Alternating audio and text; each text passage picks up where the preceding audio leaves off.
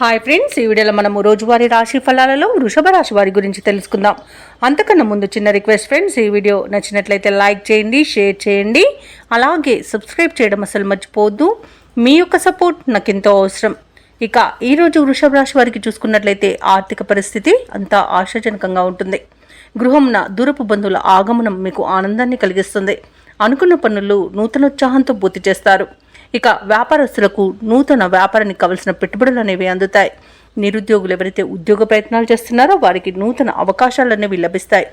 ముఖ్యంగా ఈరోజు వృషభ రాశి వారు పుణ్యక్షేత్రాలను సందర్శిస్తారు.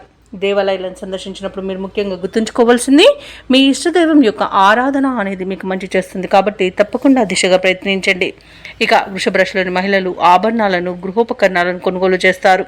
ఎవరైతే దూర ప్రయాణాలు చేస్తున్నారో ఆ ప్రయాణాల వల్ల లబ్ధి అనేది చేకూరుతుంది.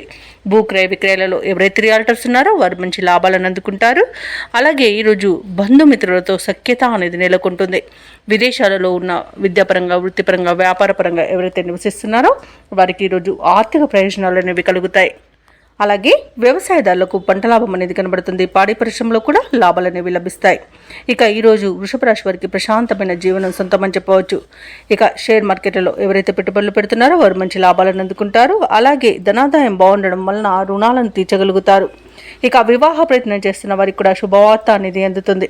అలాగే దంపతుల మధ్య అన్యోన్యత అనేది పెరుగుతుంది. అలాగే ప్రేయసి ప్రియులు మధ్య సఖ్యత అనేది నెలకొంటుంది. ఇక ఈరోజు కాంట్రాక్టర్లు కొత్త కాంట్రాక్టులను కైవసం చేసుకుంటారు. సేవాభావం పెరుగుతుంది. అంచనాలు కొన్ని నిజమై ఊరట లభిస్తుంది. ఇక ఒక సంఘటనపై మీ విశ్లేషణ నిజమవుతుంది. ఆర్థిక పరిస్థితి గతం కంటే మెరుగవుతుంది.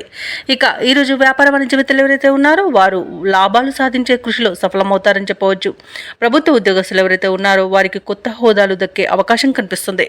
పారిశ్రామికవేత్తలు, రాజకీయ వర్గాల వారికి ఉన్నత స్థాయి నుండి పిలుపు అనేది రావచ్చు. వ్యవసాయదారులకు, కళాకారులకు నూతనోత్సాహంగా ఉంటుంది. సినీ పరిశ్రమ వారికి నూతన ప్రాజెక్టులు అనేవి చేపడతారు. వైద్య రంగం వారికి అంతా అనుకూలంగా ఉంటుంది. ఇక విద్యార్థులు అనుకున్న ఫలితాలను సాధిస్తారు. ముఖ్యంగా మహిళలకి కుటుంబంలో ఉన్న చికాకులు తొలగిపోతాయి.